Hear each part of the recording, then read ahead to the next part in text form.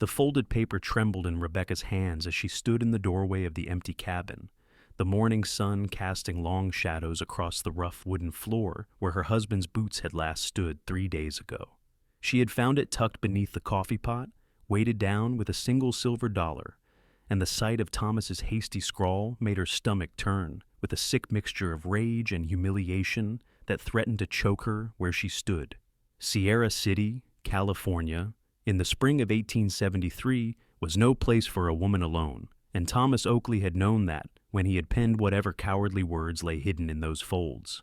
Rebecca had spent the last 72 hours scraping together what dignity she could find, telling the neighbors that her husband had gone to Sacramento on business, that he would return within the month, that everything was perfectly fine, even as her pantry grew bare and the firewood stack dwindled to nothing. She was 23 years old, married for barely 2 years, and now she held in her hands the sum total of what her marriage had apparently meant. Her fingers moved to unfold the paper, but a sharp knock at the door made her jump, nearly dropping the note entirely. She shoved it into her apron pocket and smoothed her dark hair back from her face, trying to compose herself before answering. When she opened the door, she found herself looking up at a man she recognized only vaguely from town, a cowboy who sometimes came through with cattle drives headed north to the mining camps. He was tall and lean, with sun-weathered skin and dark hair that curled slightly at the collar of his worn shirt. His eyes were an unusual shade of gray-green, like sage after rain, and they held a directness that made Rebecca want to look away. She thought his name was Samuel something, though she could not recall his surname or why he might be standing on her porch. "Mrs. Oakley," he said, touching the brim of his hat with 2 fingers. His voice was low and rough, like gravel underfoot. "Name is Samuel Irving. I worked with your husband at the lumber mill last month." Rebecca's throat tightened. "Thomas is not here at present. He has gone to Sacramento on business." Samuel's expression did not change, but something in his eyes suggested he knew she was lying. "Yes, madam. I heard something to that effect. I also heard you might be in need of some help around the place. Got some time between jobs, and I figured I could split that wood pile, fix that loose board on your porch step, maybe see to whatever else needs doing." Pride warred with desperation in Rebecca's chest. She wanted to send him away, to maintain the fiction that everything was fine, that her husband would return and life would continue as it had. But the wood did need splitting, and the porch step had been loose for weeks, and she had no idea how she would manage any of it alone. "I cannot pay you much," she said finally, hating how small her voice sounded. "Did not ask for pay," Samuel replied. "Asked if you needed help." Something about his matter-of-fact tone steadied her. She nodded once sharply and stepped back from the door. "The axe is around back, by the woodpile. There is coffee on the stove, if you want it." He nodded and turned away, his boots making solid sounds on the wooden planks. Rebecca closed the door and leaned against it, pressing her palm against the pocket where the note rested like a stone. She should read it, she knew. She should face whatever words Thomas had chosen to explain his abandonment. But the thought of seeing his handwriting, of reading whatever inadequate justification he had cobbled together, made her feel physically ill. The sound of the axe biting into wood came from outside, steady and rhythmic. Rebecca moved to the window and watched Samuel work, his movements efficient and practiced. He had removed his hat and hung it on a fence post, and the morning sun caught glints of auburn in his dark hair. There was something almost meditative about the way he worked, as though the physical labor brought him a kind of peace. She forced herself to turn away and focus on her own tasks. The cabin was small, just 3 rooms, but it needed cleaning and she needed the distraction. She swept the floors, scrubbed the dishes, kneaded bread dough with more force than necessary. All the while, the note seemed to burn against her hip, demanding to be read. By midday, Samuel had split enough wood to last her a month and had moved on to repairing the porch step. Rebecca brought him a plate of bread and cold meat, along with a cup of water from the well. He accepted it with a quiet word of thanks and sat on the ground to eat, his back against the porch post. "You do not have to do all this," Rebecca said, hovering uncertainly near the door. The wood alone was more than enough. Samuel looked up at her, squinting slightly against the sun. "Place needs work. Might as well do it right." "Why?" The question burst from her before she could stop it. "You do not know me. You barely knew Thomas. Why would you spend your time on this?" He was quiet for a long moment, chewing thoughtfully. When he finally spoke, his words were careful, measured. Knew your husband well enough to know he was not much of one. Figured you deserve better than being left to manage alone. The simple honesty of it struck Rebecca like a physical blow. She felt her eyes burn with tears she refused to shed, and turned away quickly, pretending to examine the doorframe. "I see," she managed. "Did not mean to speak out of turn," Samuel said behind her. "Just telling you the truth as I see it." Rebecca took a shaky breath and forced herself to turn back around. "No, you are right. Thomas was never particularly good at being a husband. I suppose I just did not expect him to stop trying altogether." She had not meant to say that much, had not meant to reveal anything at all, but something about Samuel's steady presence made the words spill out. He did not offer platitudes or false comfort, just nodded as though he understood perfectly. "Got the note in your pocket, do you not?" he asked quietly. Rebecca's hand flew to her apron, pressing against the folded paper. "How did you know?" "Saw you holding something when I knocked, saw you put it away, and you got that look about you, like you were carrying something heavy you do not want to set down because you are afraid of what it might say once you do." His perceptiveness should have unsettled her, but instead, Rebecca felt something loosen in her chest. "I cannot bring myself to read it," she admitted. "I know it will just be excuses, justifications, maybe some half-hearted apology. I do not think I can bear to see how little thought he put into leaving me." Samuel set his plate aside and stood, dusting off his pants. "May I see it?" The request was so unexpected that Rebecca found herself reaching into her pocket before she had fully processed what he was asking. She pulled out the folded note and held it out, her hand shaking slightly. Samuel took it gently, as though it were something fragile, and looked down at it for a long moment without opening it. "You want to know what it says?" he asked. "I suppose I should," Rebecca said, "even if I do not want to." Samuel looked at her with those steady sage green eyes, and something in his expression made her breath catch. "You deserved better words than that," he said quietly. Then, before she could respond, he turned and walked to the fire pit, where she burned her kitchen scraps. He struck a match against his boot heel, held it to the corner of the note, and let the flames consume Thomas Oakley's final message to his wife. Rebecca watched the paper curl and blacken, watched the words she would never read disappear into ash and smoke, and felt something break open inside her chest. It was not relief exactly, nor was it grief, but rather a strange combination of both, mixed with something that felt almost like freedom. She had expected to feel cheated, robbed of closure, but instead, she felt as though Samuel had lifted a burden she had not known she was carrying. "He did not deserve to have the last word," Samuel said, shaking out the match and grinding the ashes under his boot heel. "And you did not need to carry his cowardice around with you." "You just destroyed the only explanation I would have gotten," Rebecca said, but there was no anger in her voice, only wonder. "Was it going to change anything? Make you understand why he left? Or make the leaving hurt less?" Samuel's gaze was direct, challenging. "All it would have done is put his words in your head, let him justify himself on paper because he was too much of a coward to say it to your face. You do not need that." Rebecca realized she was crying, silent tears tracking down her cheeks. She wiped at them impatiently with the back of her hand. "I do not even know why I am crying. I am not sad he is gone. I think I stopped loving him months ago, if I ever truly did.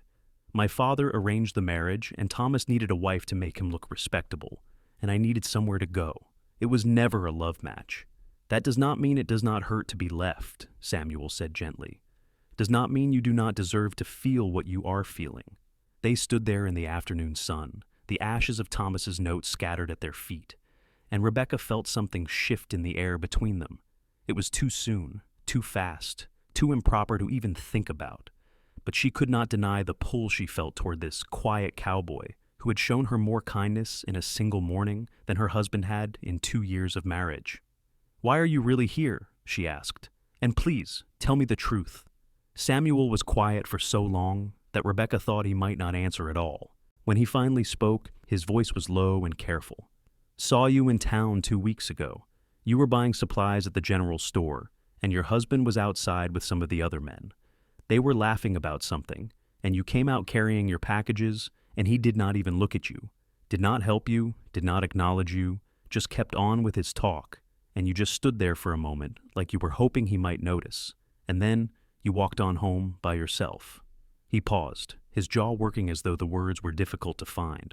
Something about that moment stuck with me, the way you held yourself so straight, so proud, even though you were clearly hurting. The way you did not make a scene or demand his attention, just accepted that you were not going to get it.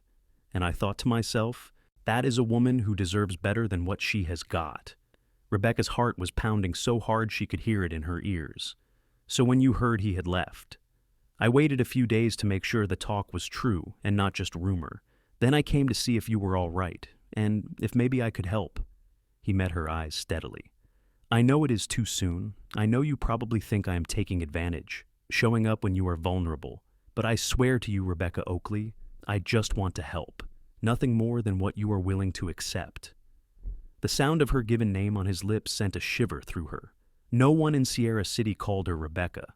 She was always Mrs. Oakley, the lumber mill foreman's wife, a title and nothing more. But Samuel said her name like it meant something, like she was a person unto herself, and not just an appendage to a man who had abandoned her. I believe you, she said softly, and I am grateful for your help, more grateful than I can properly express.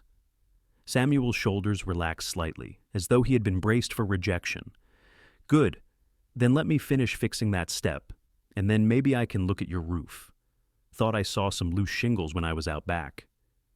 They fell into an easy routine over the following days. Samuel would arrive early in the morning and work on whatever needed doing around the cabin and the small plot of land Thomas had claimed. He repaired the roof, reinforced the chicken coop, fixed the gate that had been hanging crooked for months. Rebecca cooked for him, brought him water and coffee, found herself looking forward to the quiet conversations they shared during breaks from the work. She learned that Samuel was 26 years old, that he had come west from Missouri after the war, that he had been working cattle drives and odd jobs ever since. He had no family to speak of, no ties to any particular place, just an endless string of temporary stops and temporary work. When she asked him if he ever wanted to settle down, he had looked at her with an expression she could not quite read and said that he was still waiting to find a reason worth staying for. The people of Sierra City noticed, of course. They always did in small towns where everyone knew everyone else's business.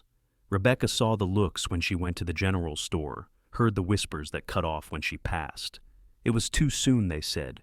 Improper for a married woman to have a man working around her place, even if her husband had run off. People would talk. People were talking. Mrs. Henderson from the boarding house stopped Rebecca on the street one morning, her face pinched with false concern. My dear, I do hope you are being careful. That cowboy staying around your place, well, people are starting to wonder about the propriety of it all. Rebecca felt heat rise in her cheeks, but she kept her voice level. Mr. Irving has been kind enough to help with repairs that need doing. I assure you, everything is perfectly proper. Oh, I am sure, Mrs. Henderson said, though her tone suggested she was sure of nothing of the kind. It is just that a young woman in your position needs to be mindful of appearances. You do not want people getting the wrong idea. The only wrong idea would be thinking that a woman needs to apologize for accepting help from a decent man, Rebecca replied, more sharply than she had intended. She nodded curtly and walked on, her hands shaking with anger and humiliation. When she told Samuel about the encounter that afternoon, she expected him to laugh it off or tell her to ignore the gossips. Instead, his expression grew serious. Maybe I should stay away for a while, let things settle down. Last thing I want is to make your life harder. No, Rebecca said quickly, surprised by the vehemence in her own voice. No, please do not go. I do not care what Mrs. Henderson or anyone else thinks. You have been kinder to me than anyone in this town has in the 2 years I have lived here. I am not going to send you away because of small-minded gossip. Samuel looked at her for a long moment, something warm and wondering in his eyes. You are sure? I am sure, Rebecca said firmly. Let them talk. I know the truth of it, and so do you. That is all that matters. But the gossip did not stay small or contained. Within a week, the preacher's wife had knocked on Rebecca's door to express her concern for Rebecca's immortal soul. The banker refused to extend her credit at the general store, suggesting pointedly that perhaps her male friend could provide for her needs. Even some of the women she had thought were friendly began crossing the street to avoid her. Rebecca felt the isolation keenly, but she refused to give in to it. She held her head high when she walked through town, met the stares with level eyes, and continued to welcome Samuel's help and company without apology. If Sierra City wanted to judge her, let them judge. She had done nothing wrong, and she was tired of living her life according to other people's rules and expectations. Samuel seemed to sense her defiance and quietly admired it. He brought her wildflowers one morning, a handful of Indian paintbrush and lupine he had picked on his way over. "Saw these and thought of you," he said simply, handing them over with an almost shy expression. Rebecca buried her face in the blooms, breathing in their faint, sweet scent. "Thank you," she said, her voice catching slightly. "They are beautiful." "So are you," Samuel said, and then looked immediately like he wished he could take the words back. "I apologize. That was too forward." "It was honest," Rebecca said, looking up at him. "And I think I have had enough of dishonesty to last a lifetime." Something shifted between them in that moment, a subtle change in the air that made Rebecca's pulse quicken.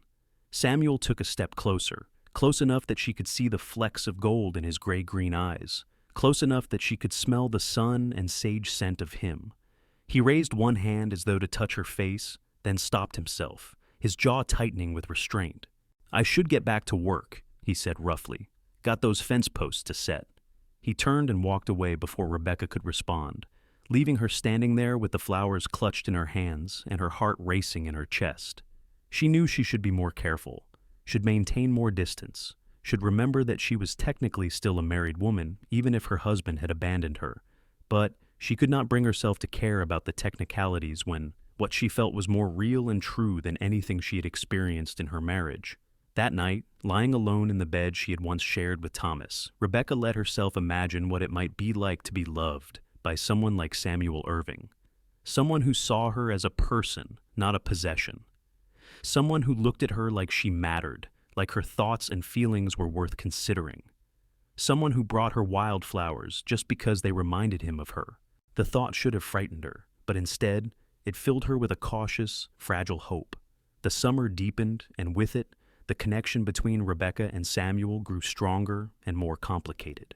He had taken to staying later into the evenings, and Rebecca had taken to finding reasons for him to linger.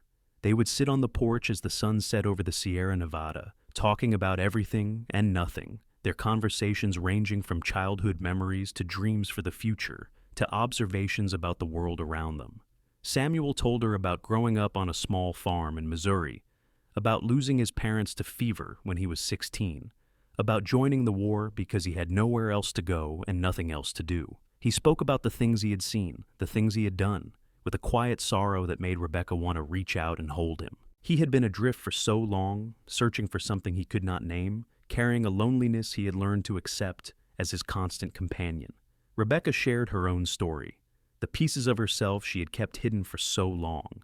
She told him about growing up in San Francisco, the daughter of a merchant who had valued appearances above all else, about the pressure to marry well, to be seen and not heard, to mold herself into whatever shape her husband desired, about the slow, painful realization that her marriage was not just disappointing, but fundamentally empty, built on nothing more substantial than social expectations and mutual convenience. "I used to think there was something wrong with me," she admitted one evening as they watched the stars emerge in the darkening sky. "That I was asking for too much, wanting more than what I had. Thomas told me I was ungrateful, that I did not appreciate what he provided for me, and part of me believed him." Samuel's hand found hers in the darkness between them, his calloused fingers intertwining with hers. "There is nothing wrong with wanting to be loved, Rebecca. Nothing wrong with wanting to matter to the person you are supposed to matter to most." The simple touch, the way he said her name, the understanding in his voice, it all combined to undo something in Rebecca's chest. She turned to look at him, this cowboy who had wandered into her life at exactly the moment she needed him most, and felt the truth of her feelings crash over her like a wave. "I think I am falling in love with you," she whispered, the words barely audible. "And I do not know what to do about it." Samuel's hand tightened around hers.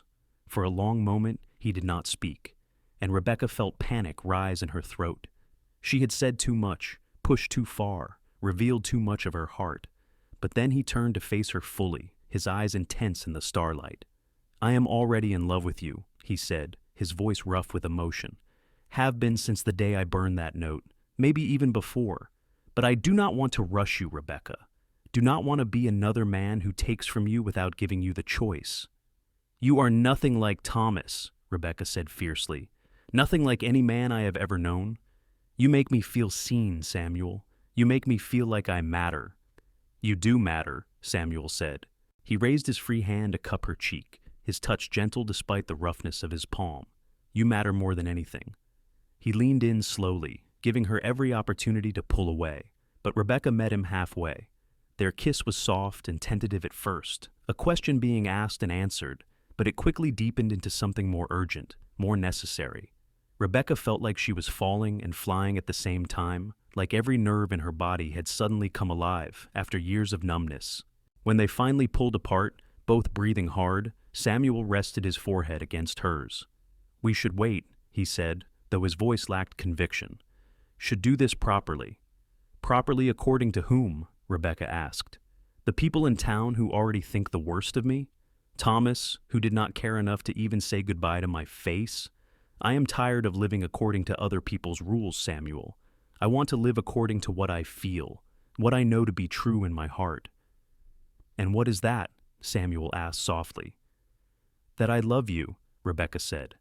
That I want to build a life with you, if you will have me. That whatever comes next, I want to face it together. Samuel kissed her again, deeper this time, and Rebecca felt the last of her reservations crumble away. They moved inside, into the cabin where she had been so lonely for so long, and when Samuel made love to her in the darkness of her bedroom, it was with a tenderness and passion that brought tears to her eyes. This was what it was supposed to feel like, she thought. This connection, this mutual desire, this sense of being cherished and valued. This was what she had been missing all along. Afterward, lying in the circle of Samuel's arms, Rebecca felt more at peace than she had in years. She traced her fingers over his chest, feeling the steady beat of his heart, and allowed herself to imagine a future that might actually hold happiness. What do we do now? She asked quietly. I am still technically married, even if Thomas is gone. The law would not see me as free to marry again. Samuel was quiet for a moment, his hand moving in slow circles on her back. We could leave, he said finally. Go somewhere no one knows us, somewhere we can start fresh. I have been thinking about heading up to Oregon, heard there is good land to be had up there for people willing to work it. You would do that? Rebecca asked, raising her head to look at him. Leave California? Start over somewhere new? I would do anything for you, Samuel said simply. Been drifting my whole life, never had a reason to put down roots. But if you were willing to take a chance on building something with me, I would count myself the luckiest man alive. Rebecca felt tears prick her eyes again, but this time they were tears of joy rather than grief. Yes, she said. Yes, I want that. I want to go somewhere we can be together without judgment, where we can build the life we choose. They spent the rest of the night making plans, their voices low and excited in the darkness. They would leave within the month, as soon as Samuel could sell his horse and tack, and Rebecca could settle her affairs. They would travel north through the Sacramento Valley, then up into Oregon territory where the land was green and fertile and full of possibility. They would find a place near a town, but not too close, somewhere they could have privacy and independence. They would build a home together, a real home, filled with love and laughter and all the things that had been missing from Rebecca's life. As dawn began to lighten the sky outside the window, Samuel pulled Rebecca close and kissed her hair. I promise you, he said softly, I will spend the rest of my life making sure you know how much you are loved, making sure you never doubt your worth or your value. You deserve better than what you got from Thomas Oakley, and I aim to give it to you. Rebecca held him tight, feeling safe and cherished and hopeful for the first time in longer than she could remember. The path ahead would not be easy, she knew. They would face judgment and condemnation, would have to navigate the complexities of her legal status, would have to work hard to build a life from nothing. But none of that mattered as much as the simple truth that she loved Samuel Irving and he loved her, and together they could face whatever came their way.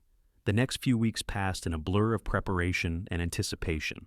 Rebecca sold what furniture she could, packed her few precious possessions into 2 sturdy trunks. Samuel worked extra jobs around town, saving every penny toward their new start. They were discreet in their planning, not wanting to invite more gossip or potential interference, but word still spread as it always did in small towns. The banker, Mr. Peterson, stopped Samuel outside the livery stable one morning. "Heard you were planning to take Mrs. Oakley out of town," he said, his tone disapproving. "That would be kidnapping, you know, taking a married woman away from her legal husband." "Her husband abandoned her," Samuel replied evenly. "Left her without means or support. I am simply helping her relocate to somewhere she might have better prospects." "That is a convenient story," Peterson said. "But everyone knows what is really going on here. You are taking advantage of a vulnerable woman, and when Thomas Oakley returns, there will be hell to pay." "Thomas Oakley is not coming back," Samuel said, his voice hard. "And if he does, he will have to answer for abandoning his wife. I am not taking advantage of anyone. Rebecca is making her own choices, and I am supporting those choices. Now, if you will excuse me, I have work to do." He brushed past the banker without waiting for a response, his jaw tight with anger. When he told Rebecca about the encounter later that day, she listened with a growing sense of frustration and determination. "They will never accept us here," she said. "Never see me as anything other than Thomas's property. Never acknowledge that I have the right to choose my own path." "Then it is a good thing we are leaving," Samuel said, pulling her into his arms. "Let them think what they want. We know the truth." But the truth, as it turned out, was more complicated than either of them had anticipated. 3 days before their planned departure, a stranger rode into Sierra City asking questions about Thomas Oakley. He was a rough-looking man with cold eyes and a marshal's badge pinned to his vest. And when he knocked on Rebecca's door that afternoon, she felt her stomach drop with dread. "Mrs. Oakley," the marshal said, touching his hat brim. "Name is Marshal Davis. I am looking for your husband, Thomas Oakley. Need to ask him some questions about a robbery that took place in Sacramento 6 weeks ago." Rebecca's hands went cold. "A robbery?" "Stagecoach was held up on the road between here and Sacramento. 2 men killed, $15,000 stolen. We have reason to believe your husband was involved." The world seemed to tilt around Rebecca. "That cannot be right. Thomas was a foreman at the lumber mill. He would not have been involved in something like that." "Your husband was fired from the lumber mill 2 months ago for theft," Marshal Davis said, not unkindly. "Caught him stealing from the company's stores. Owner did not press charges out of respect for you, but Thomas was let go. Did he not tell you?" Rebecca shook her head numbly. So many things suddenly made terrible sense. Thomas's strange moods, his secretiveness, the way he had started staying out late and coming home smelling of whiskey. She had thought he was simply pulling away from their marriage, growing tired of her. She had never imagined he might be involved in something criminal. "I have not seen him in nearly 2 months," she said quietly. "He left a note and disappeared. I have no idea where he went." The marshal studied her carefully, as though trying to determine if she was telling the truth. "You expect me to believe your own husband did not tell you he was leaving?" "My husband did not tell me much of anything," Rebecca said, a trace of bitterness entering her voice, "including the fact that he had lost his job, or that he was apparently robbing stagecoaches. If he contacts you, you need to let me know immediately," Marshal Davis said. "This is a serious matter, Mrs. Oakley. Men died in that robbery. Your husband is wanted for murder." After the marshal left, Rebecca sank into a chair, her mind reeling. Thomas was not just a poor husband and a coward. He was a criminal and a killer. The man she had married, the man whose name she still carried, was wanted for murder. The thought made her physically ill. Samuel arrived an hour later and found her still sitting in the same chair, staring at nothing. When she told him what the marshal had said, his expression grew grim. "This changes things," he said heavily. "What do you mean?" Rebecca asked, fear clutching at her heart. "Means you are the wife of a wanted murderer," Samuel said. "Means people will look at you differently, question whether you knew about his activities. Means leaving town might look like you are running from something." "But I am not," Rebecca protested. "I had no idea what Thomas was doing. I am as shocked as anyone." "I know that," Samuel said gently. "But the law might not see it that way. And even if they do, being connected to Thomas Oakley is going to follow you wherever you go. People will always wonder, always question." Rebecca felt tears of frustration and fear burning behind her eyes. "So, what are you saying? That we cannot be together? That I am tainted by association?" "No," Samuel said fiercely, dropping to his knees in front of her chair and taking her hands in his. "Never that. I am saying we need to be smart about this. We need to make sure you are protected, that no one can question your innocence or your motives." "How do we do that?" Rebecca asked desperately. Samuel was quiet for a long moment, thinking. "We stay," he said finally. "For now, at least. We cooperate fully with the marshal's investigation, make it clear you had nothing to do with Thomas's crimes. We let him clear your name officially, put it in the record that you were an innocent party. Then, when the dust settles, we leave with no one able to question why." Rebecca wanted to argue, wanted to insist they stick to their original plan, but she could see the wisdom in Samuel's words. Running now would only make her look guilty, would give credence to any suspicions people might have. Better to face this head on, to prove her innocence beyond doubt, and then start fresh with a clean slate. "All right," she said quietly. "We stay, we cooperate, we do this the right way." Samuel pulled her into his arms, holding her tight. "I am not going anywhere," he promised. "Whatever comes, we face it together." The investigation took 3 long, difficult weeks. Marshal Davis questioned Rebecca extensively, going through her finances, her correspondence, every detail of her life with Thomas. He spoke to the neighbors, to the people at the lumber mill, to anyone who might have information about Thomas Oakley's activities. Throughout it all, Rebecca answered every question honestly, held nothing back, and prayed that the truth would be enough to clear her name. Samuel stayed close throughout the ordeal, his steady presence the only thing that kept Rebecca from falling apart. The town's attitude toward her shifted during those weeks, moving from disapproval of her relationship with Samuel to a kind of horrified fascination with her connection to a murderer. Some people were sympathetic, recognizing that she had been as much a victim of Thomas's deception as anyone. Others were suspicious, convinced she must have known something, must have been complicit somehow. Rebecca bore it all with as much dignity as she could muster, refusing to hide or apologize for things she had not done.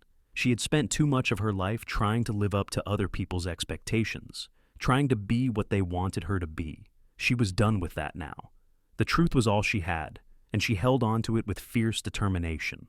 Finally, after what felt like an eternity, Marshal Davis called Rebecca and Samuel to his temporary office at the boarding house. He looked tired, his face drawn with the strain of the investigation, but his expression was not unkind. "Mrs. Oakley," he said formally, "I want to inform you that you are completely cleared of any involvement in your husband's criminal activities. The evidence makes it abundantly clear that you had no knowledge of the robbery or any of Thomas Oakley's other illegal dealings. In fact, it appears he went to great lengths to hide his activities from you." Rebecca felt her knees go weak with relief. Samuel's hand found the small of her back, steadying her. "Furthermore," Marshal Davis continued, "I am prepared to testify to your complete innocence and cooperation should anyone question it in the future. You have been more than helpful in this investigation, and I appreciate your candor and honesty." "Do you have any leads on where Thomas might be?" Rebecca asked. The marshal shook his head. "Trail went cold at the Nevada border. He could be anywhere by now. We will keep looking, but I would not count on him ever being found. Men like that tend to disappear into the territories and start over under new names." "So I am still legally married to him," Rebecca said quietly. "For now, yes," Marshal Davis agreed.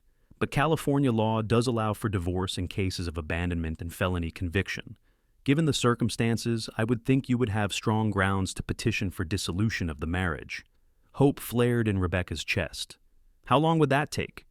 "Depends on the judge and the docket, but in a case like this, probably 6 months to a year," the marshal said. "You would need to hire a lawyer, file the proper paperwork, but it is definitely possible."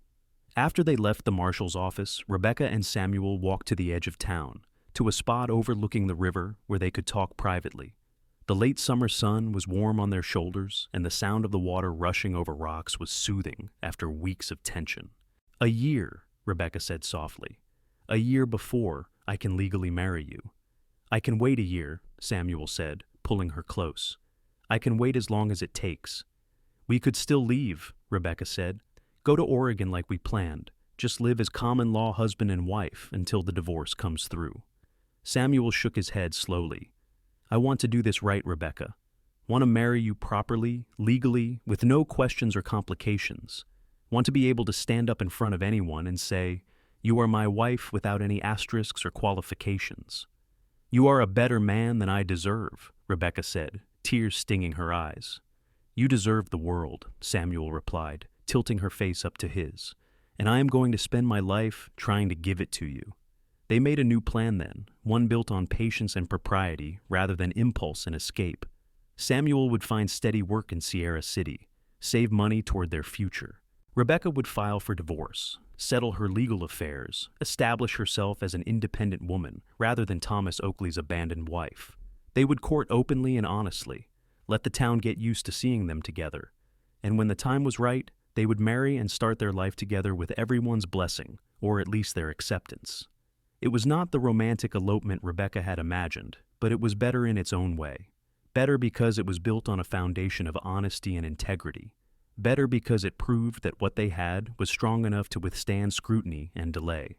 Samuel found work as a ranch hand at one of the larger cattle operations outside town, and he was good enough at his job that within 2 months he had been promoted to head wrangler with a substantial increase in pay. Rebecca used the small amount of money she had saved, supplemented by the sale of the cabin and its contents, to rent a room at the boarding house and took in sewing to support herself. It was hard work, harder than anything she had done in her sheltered life as a merchant's daughter, but it was honest work and she was proud of it.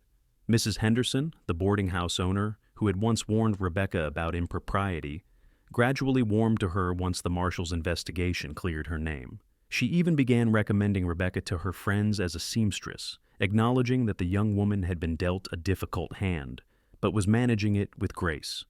"You have more spine than I gave you credit for, Mrs. Henderson told Rebecca one evening as they sat in the parlor doing needlework. "Not many women would have handled all this as well as you have." "I did not have much choice," Rebecca replied, keeping her eyes on her stitching.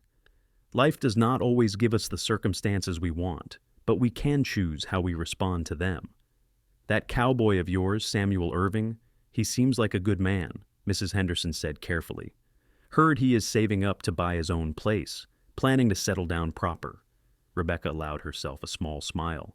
"He is a very good man, the best I have ever known."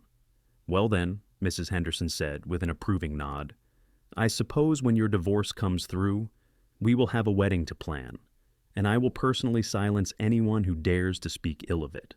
The support from Mrs. Henderson, unexpected as it was, opened other doors for Rebecca. Slowly, carefully, she rebuilt her reputation in Sierra City from the abandoned wife of a criminal into a respectable woman making her own way in the world. It helped that Samuel conducted himself with unfailing propriety, never staying late at the boarding house, never giving anyone cause to question the nature of their relationship beyond appropriate courtship. But in the stolen moments when they were alone, walking along the river or riding out into the foothills, their connection deepened into something profound and unshakable. They talked about their dreams for the future, the home they would build together, the life they would create. Samuel wanted land of his own, enough to run cattle and horses, to build something lasting. Rebecca wanted a real home, filled with warmth and love, maybe children someday when they were ready. "How many children do you want?" Samuel asked one autumn afternoon as they sat on a hillside watching the cattle graze below. Rebecca leaned against his shoulder, considering. "I always thought I wanted a large family, but I never wanted to bring children into a loveless marriage. Now, with you, I think I would like 3 or 4. Enough to fill a house with noise and laughter." "I like the sound of that," Samuel said, pressing a kiss to her hair. "Want to build them a swing set in the yard, teach them to ride, show them how to be good people." "You will be a wonderful father," Rebecca said softly, "patient and kind and strong." "And you will be an amazing mother," Samuel replied. "Already are, in a way. Look at how you have nurtured this relationship, protected it, helped it grow into something real and lasting." The months passed slowly but steadily. Winter came to the Sierra Nevada, blanketing the mountains in snow and turning Sierra City into a frozen, quiet place. Samuel continued to work at the ranch, coming into town on his days off to court, Rebecca properly with dinners at the boarding house and walks along the snowy streets. Rebecca continued her sewing, building a small business that kept her independent and occupied. The divorce proceedings moved forward at a glacial pace, slowed by the fact that Thomas could not be located to be officially served with papers. The lawyer Rebecca had hired, a pragmatic man named Mr. Thornton, assured her that the case was solid and would eventually be resolved, but the waiting was its own special kind of torture. "I feel like my life is on hold," Rebecca confessed to Samuel one cold January evening as they sat by the fire in the boarding house parlor. "Like I am stuck in this in-between place, not quite free, but not quite bound either." "I know," Samuel said, taking her hand in his, "but it will not be forever, and when it is done, when you are finally free, we will make up for all this waiting." "Promise?" Rebecca asked, looking up at him with eyes that held both hope and exhaustion. "I promise," Samuel said firmly. "Going to marry you in the church in front of the whole town. Going to take you to that land I found up near the ranch, the piece with the creek and the meadow and the view of the mountains. Going to build you the finest house you have ever seen, and fill it with so much love that you forget what it was like to ever feel lonely." "I am not lonely now," Rebecca said softly. "Not with you." "Good," Samuel replied, pulling her close. "Never want you to feel that way again." Spring came eventually, as it always did, turning the brown hillsides green and filling the air with the scent of wildflowers and new growth. Samuel used some of his saved money to put a down payment on the land he had been eyeing, 160 acres of prime grazing land with water rights and good soil. He worked on building a cabin in his spare time, raising the walls board by board with the help of some of the other ranch hands. Rebecca would ride out to visit the property on Sundays, bringing food and helping however she could. She watched the cabin take shape with a swelling sense of joy and anticipation, seeing their future materializing in timber and nails and sweat. This would be their home, the place where they would build their life together, and every board Samuel placed felt like a promise being kept. Finally, in late April of 1874, nearly a year after Thomas had left his cowardly note, the divorce was finalized. Rebecca sat in the courtroom as the judge read the decree, dissolving her marriage on grounds of abandonment and felony criminal activity. When the gavel came down, declaring her legally free, she felt tears of relief stream down her face. Samuel was waiting outside the courthouse, pacing nervously on the steps. When Rebecca emerged with the divorce papers in her hand, he swept her up in his arms and spun her around, his own eyes bright with emotion. "You are free," he said, setting her down gently. "Finally, completely free." "I am free," Rebecca echoed, the words feeling strange and wonderful on her tongue. "What do we do now?" Samuel dropped to one knee right there on the courthouse steps, not caring who might be watching. He pulled a simple gold band from his pocket, a ring he had been carrying for months, waiting for this moment. "Rebecca Oakley," he said, his voice rough with emotion. "You are the strongest, bravest, most beautiful woman I have ever known. You have been through hell and come out the other side with your head held high and your heart still open. I love you more than I ever thought it was possible to love another person, and I want to spend the rest of my life proving that to you every single day. Will you marry me?" Rebecca was crying again, but this time they were tears of pure joy. "Yes," she said, her voice breaking on the word. "Yes, Samuel Irving, I will marry you. Today, tomorrow, as soon as possible." Samuel slipped the ring onto her finger and stood, pulling her into a kiss that made the small crowd that had gathered break into applause. Rebecca laughed against his lips, feeling lighter and happier than she had ever felt in her entire life. They were married 2 weeks later in the small church on the edge of Sierra City, with Mrs. Henderson as Rebecca's witness and Samuel's boss from the ranch standing up as his best man. Rebecca wore a dress she had sewn herself, simple but elegant in cream-colored silk, with wildflowers from the meadow woven into her dark hair. Samuel wore his best clothes, his dark hair neatly combed, his gray-green eyes shining with love, as he watched Rebecca walk down the aisle toward him.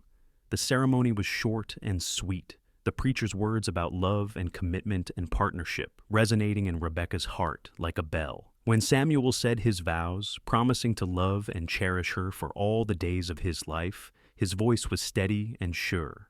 When Rebecca said hers, promising to stand beside him through whatever life brought their way, she meant every word with her whole being. "I now pronounce you husband and wife," the preacher said with a smile. "You may kiss your bride."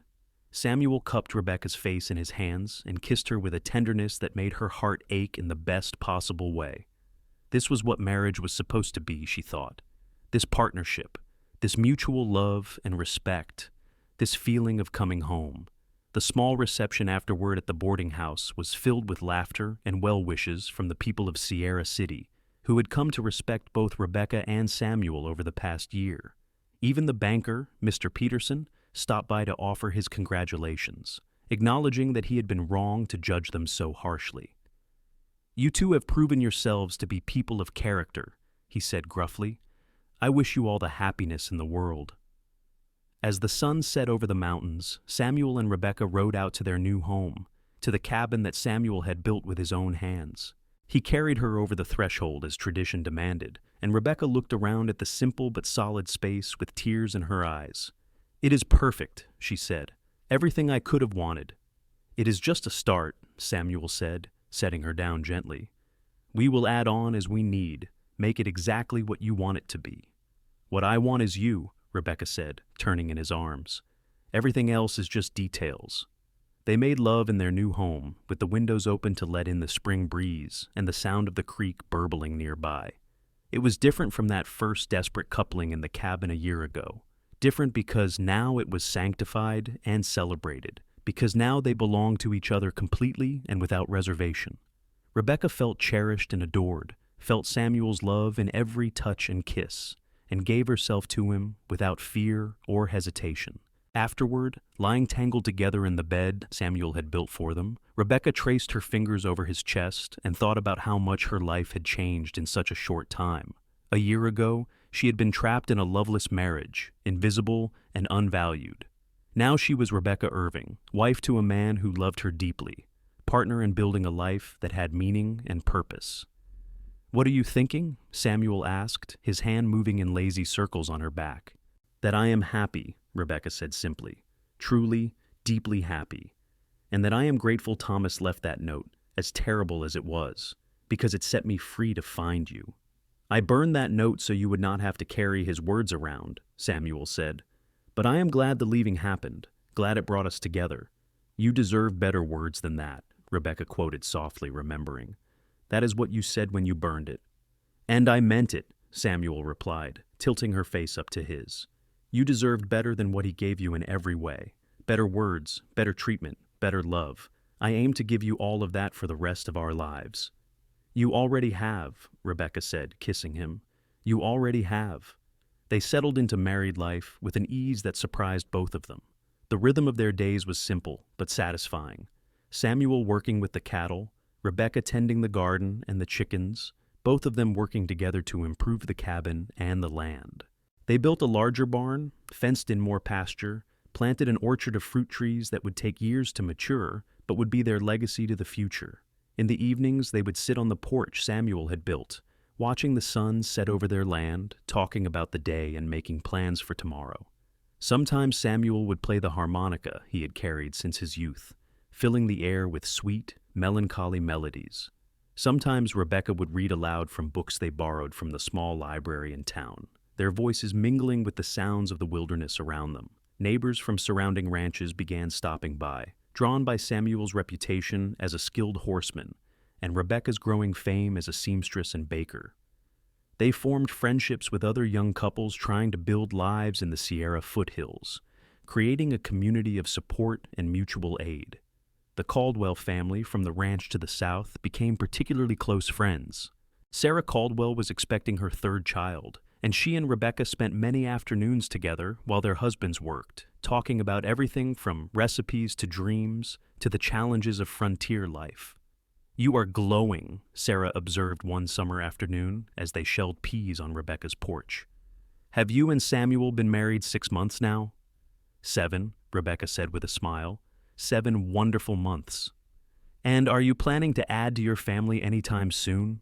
Sarah asked with a knowing look. Rebecca's hand moved unconsciously to her still flat stomach. She had not told anyone yet, had barely allowed herself to believe it, but the signs were unmistakable. "I think I might be," she admitted quietly. "It is still early, but I have been feeling different lately." Sarah's face lit up with joy. "Oh, Rebecca, that is wonderful news. Samuel must be over the moon." "I have not told him yet," Rebecca confessed. "I wanted to be certain first, but I think I will tell him tonight." She did tell him that night, after dinner, as they sat together watching the stars emerge. She took his hand and placed it on her stomach, looking up at him with eyes full of hope and anticipation. "I think we are going to have a baby," she said softly. "I am about 2 months along, I think." Samuel's face went through a dozen emotions in quick succession: shock, disbelief, wonder, and finally pure, unfiltered joy. He pulled Rebecca into his arms and held her tight, his body shaking with emotion. "A baby," he said, his voice breaking. "We are going to have a baby." "Are you happy?" Rebecca asked, though she could see the answer written all over his face. "I am more than happy," Samuel said, pulling back to look at her. "I am overwhelmed. I am terrified. I am the luckiest man alive." He kissed her gently, reverently. "Thank you. Thank you for this gift, for choosing to build this life with me." "Thank you for being the kind of man I want to build it with," Rebecca replied, tears streaming down her cheeks. The pregnancy was not easy. Rebecca suffered from terrible morning sickness in the early months, could barely keep food down, lost weight she could not afford to lose. Samuel fretted over her constantly, bringing her water and crackers, holding her hair when she was sick, staying up with her on the nights when she could not sleep. But as the months passed and her body adjusted, Rebecca began to bloom. Her skin took on a luminous quality, her eyes sparkled with joy, her whole being seemed to radiate contentment. Samuel could barely keep his hands off her, constantly touching her growing belly, talking to the baby, making plans for their expanded family. They spent the winter preparing for the baby's arrival. Samuel built a beautiful cradle from oak wood, carving intricate designs of horses and flowers into the headboard. Rebecca sewed tiny clothes, made blankets and diapers, prepared a corner of their bedroom to serve as a nursery. Friends and neighbors came by with gifts and advice, everyone excited about the new life that would soon join their community. On a warm spring evening in 1875, exactly 2 years after Thomas had left his note, Rebecca went into labor. Samuel rode like mad to fetch Sarah Caldwell, who had experience as a midwife, and then paced outside the bedroom door while the women worked. He could hear Rebecca's cries of pain and effort, and each one tore at his heart even as he knew they were necessary. Finally, after hours that felt like days, Sarah emerged with a tired but triumphant smile. "You have a son," she said, "a big, healthy boy with a good set of lungs on him." Samuel stumbled into the bedroom and found Rebecca propped up against the pillows, exhausted but glowing, holding a tiny bundle wrapped in one of the blankets she had made. She looked up at him with eyes full of love and wonder.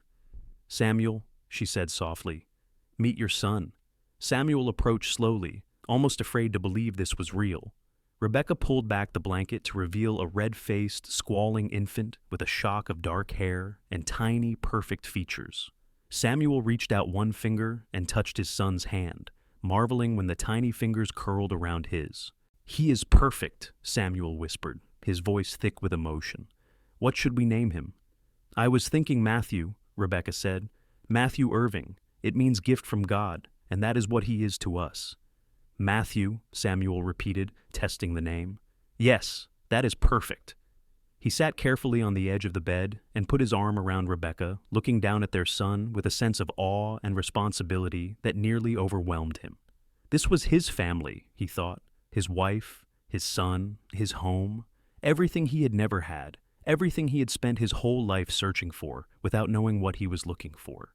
"I love you," he told Rebecca, kissing her temple. "I love you both so much, I do not even have words for it." "I love you too," Rebecca said, leaning into his embrace. "Thank you for burning that note, Samuel. Thank you for giving me better words, a better life, a better everything." "You gave that to yourself," Samuel corrected gently. "I just got lucky enough to be part of it."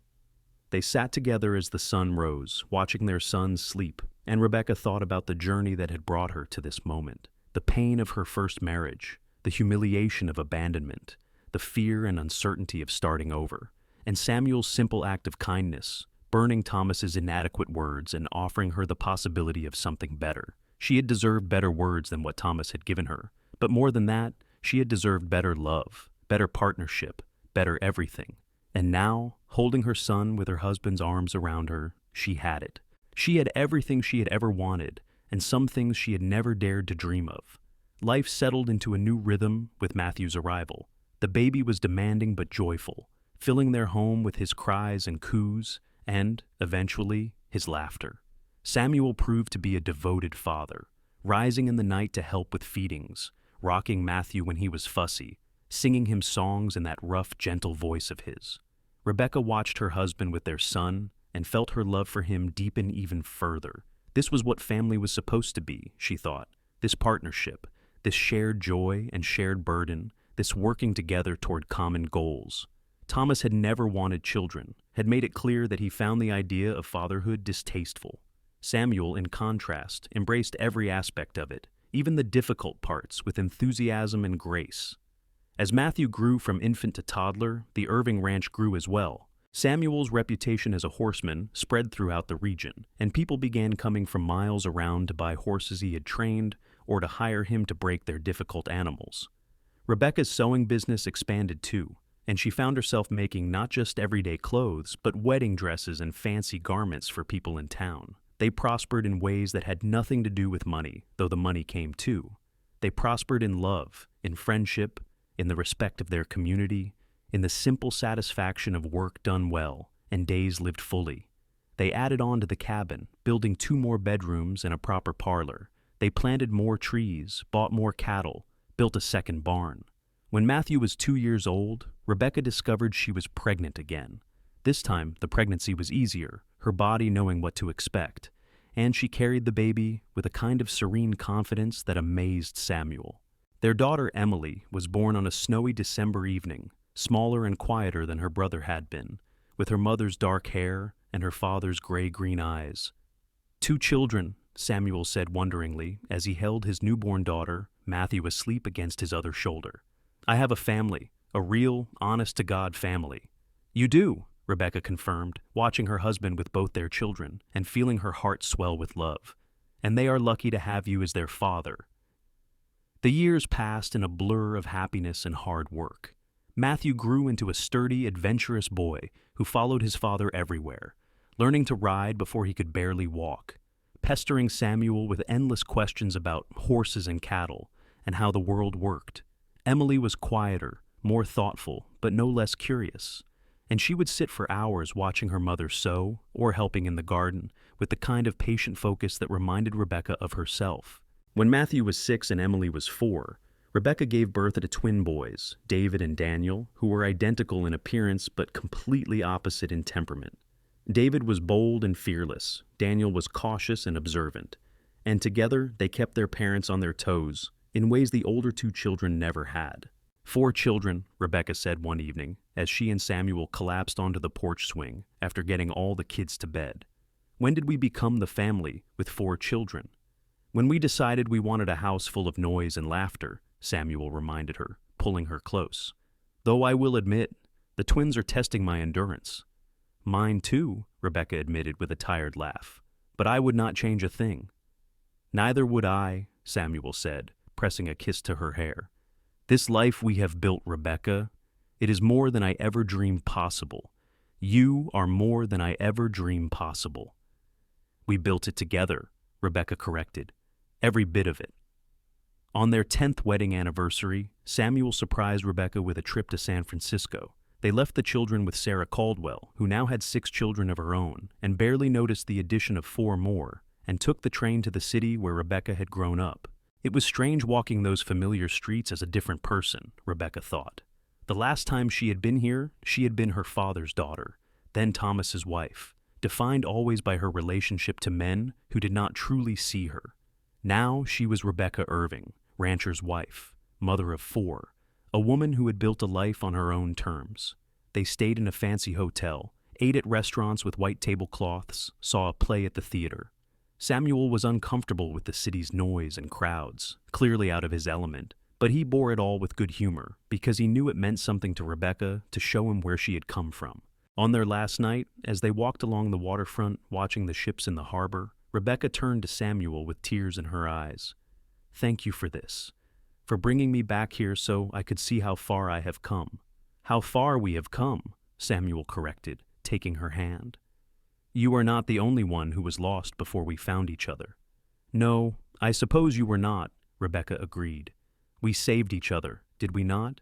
You gave me the courage to leave a life that was killing me slowly, and I gave you a reason to finally stop drifting.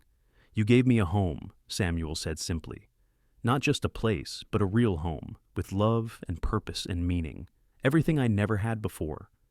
They returned to the ranch rejuvenated and more in love than ever, ready to dive back into the beautiful chaos of their life. The children were growing so fast, it seemed like every time Rebecca turned around, someone needed new clothes or new shoes, or had developed a new interest that required her attention. Matthew, now 10, was already talking about taking over the ranch someday, following in his father's footsteps. Emily, at 8, had shown an unexpected talent for drawing and was constantly sketching the landscape and the animals. The twins, at 6, were just starting school at the small one-room schoolhouse that had been built a few miles down the road, and coming home each day with stories and new skills. Samuel expanded the ranch operation, bringing on 2 hired hands to help with the increased workload. Rebecca started teaching sewing classes to young women in the area, passing on the skills that had sustained her during her darkest times. Together, they became pillars of their small community, the couple people turned to for advice or help, or just a sympathetic ear. On a warm summer evening in 1885, 12 years after they had married, Rebecca and Samuel sat on their porch, watching their children play in the meadow below the house. Matthew was teaching the twins to rope fence posts. Emily was picking wildflowers with some of the neighbors' children, and the sound of their laughter drifted up on the evening breeze. "Do you ever think about Thomas?" Rebecca asked suddenly, surprising herself with the question. She had not thought about her first husband in years, had not allowed him any space in her mind or heart. Samuel considered the question carefully. "Sometimes," he admitted. "Not often, but sometimes. Wonder what became of him, if he ever got caught, or if he is out there somewhere living under a different name." "I hope he found some kind of peace," Rebecca said.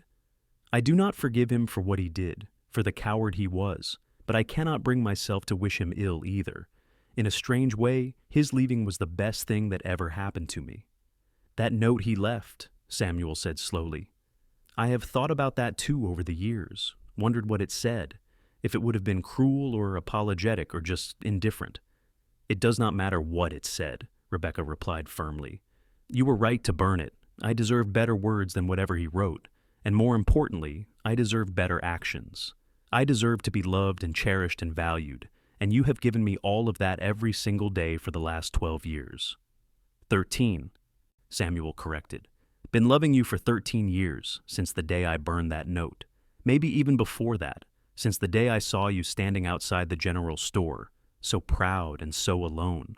Rebecca turned to look at her husband, this man who had saved her in every way a person could be saved, and felt her heart overflow with gratitude and love. His hair was starting to show gray at the temples now. Lines of experience and laughter marked his face, but his gray-green eyes were as clear and direct as they had been the first day he had knocked on her door, offering help. "I love you, Samuel Irving," she said. "I love the life we have built, the family we have made, the home we have created, and I am grateful every single day that you saw me, really saw me, when I was invisible to everyone else." "Was impossible not to see you," Samuel replied, pulling her close. "You shined even in the darkness, still do." They sat together as the sun set and the stars began to emerge, surrounded by the evidence of the life they had built through love and determination and unwavering commitment to each other. The cabin that had started as a simple shelter had grown into a real home, filled with the sounds of children and laughter and life. The land that had been raw and wild was now cultivated and productive, a legacy they would pass on to their children and their children's children. Rebecca thought about that folded note, consumed by flames 13 years ago, and silently thanked Samuel again for destroying it. Those words, whatever they had been, would have lodged in her brain like splinters, poisoning her thoughts, making her question her worth. By burning them, Samuel had given her a clean slate, a chance to define herself by her own terms rather than by someone else's failure to value her. But more than that, by burning that note, Samuel had made a statement about what she deserved. Better words, yes, but also better love, better partnership, better everything. And then he had spent every day since proving it, showing her through action and deed what real love looked like. As the years continued to pass, the Irving family became legendary in their corner of California. Their children grew up strong and capable, carrying forward the values their parents had instilled: hard work, integrity, kindness, and the courage to choose your own path. Matthew did take over the ranch eventually, running it with the same dedication his father had shown. Emily became a celebrated artist whose paintings of the Sierra Nevada hung in galleries in San Francisco and beyond. The twins went into business together, opening a horse trading operation that became one of the most successful in the region. Samuel and Rebecca grew old together, their love deepening and maturing with each passing year. They added more rooms to the house as grandchildren started arriving, creating spaces for family gatherings and celebrations. The porch, where they had spent so many evenings talking and dreaming, was expanded to wrap around the entire house, with swings and rockers positioned to catch different views of their beloved land at different times of day. On their 40th anniversary, surrounded by their children, grandchildren, and half the community, Samuel stood up to make a toast. His hair was completely gray now, his body showing the effects of 4 decades of hard physical labor. But his eyes were still the same striking gray-green, and his love for Rebecca still shined through every word and gesture. 40 years ago, he said, his voice still carrying that rough, gravelly quality that had attracted Rebecca from the first. I burned a note because I thought you deserved better words than what that coward had given you. And you did deserve better. But more than that, you deserve better everything. Better love, better partnership, better life. He paused, looking at Rebecca with an expression of such tenderness that she felt tears spring to her eyes, despite having heard him express his love 1,000 times before. I have spent the last 40 years trying to give you that, Samuel continued, trying to prove every single day that you are valued and cherished and loved beyond measure. Rebecca stood and went to him, taking his weathered hands in hers. You have succeeded, she said firmly, her voice carrying to every corner of the crowded room. Every day, in every way, you have shown me what it means to be truly loved. You saw me when I was invisible. You valued me when I felt worthless. You gave me a home when I was lost. And you have continued to do that for 40 years without faltering once. She turned to address the gathered family and friends, wanting them to understand the depth of what she and Samuel had built together. When my first husband left, I thought my life was over. I thought I would be trapped forever in shame and loneliness, defined by his abandonment. But Samuel showed me that endings can be beginnings, that what looks like destruction can actually be liberation. He burned that note, and in doing so, burned away all the lies I had believed about myself. And then he spent the rest of his life showing me the truth, that I was worthy of love, capable of building something meaningful, deserving of happiness. There was not a dry eye in the room as Rebecca and Samuel embraced, their love story having touched everyone who knew them. It was a testament to the power of second chances, to the possibility of building something beautiful from the ruins of something broken, to the transformative nature of true love. As the party wound down and the guests began to leave, Rebecca and Samuel found themselves alone on their porch once more, sitting in the same spot where they had sat so many times before. The moon was rising over the mountains, casting silver light across the land they had worked and loved for so long. No regrets? Samuel asked, pulling Rebecca close. Not a single one, Rebecca replied without hesitation. Well, maybe one.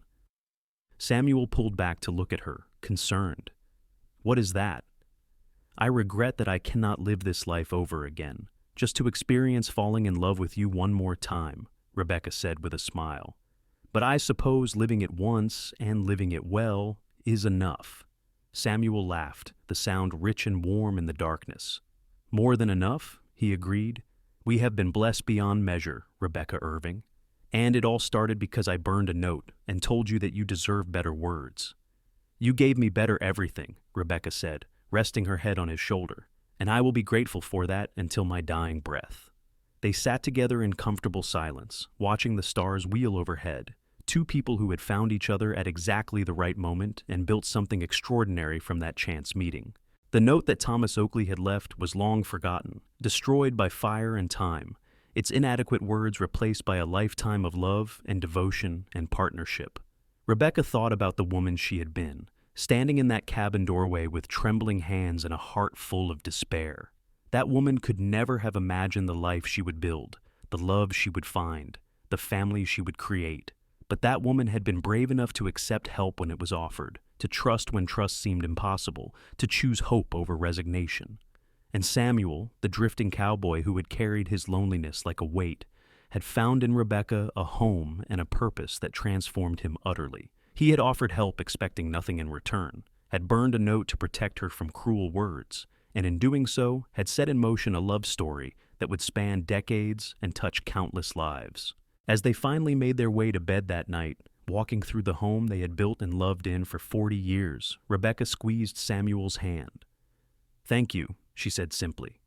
"For what?" Samuel asked, though his smile suggested he knew. "For seeing me," Rebecca said, "for burning that note, for giving me better words, a better life, a better everything, for loving me enough to change everything." "Thank you for letting me," Samuel replied, kissing her softly, "for choosing me, for building this with me, for making my life mean something. I love you, Rebecca Irving, today, tomorrow, and forever." "Forever," Rebecca echoed, and meant it with her whole heart. They had built something rare and precious from the ashes of disappointment and abandonment. They had proven that love, real love, could heal wounds and create beauty and transform lives. And it had all started with a burned note and a cowboy's simple declaration that she deserved better words than what she had been given. She had deserved better, and she had found it. Not just better words, but better love, better partnership, better everything. And in finding it, she had built a legacy of love that would endure long after she and Samuel were gone, carried forward by their children and their children's children, a testament to the power of choosing hope and courage over despair.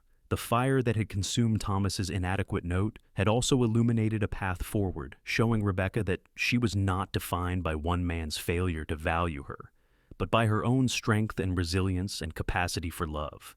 And Samuel, in his simple act of destruction, had offered her the greatest gift of all, the chance to write her own story, one filled with love and joy and meaning.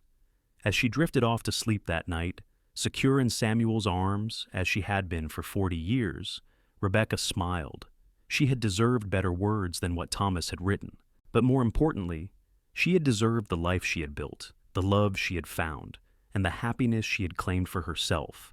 And she had gotten it all, in abundance beyond measure, because a cowboy had burned a note and shown her that her worth was not determined by someone else's words, but by her own choices and actions and the love she carried in her heart. It was a good life, she thought, as sleep claimed her, a very good life indeed.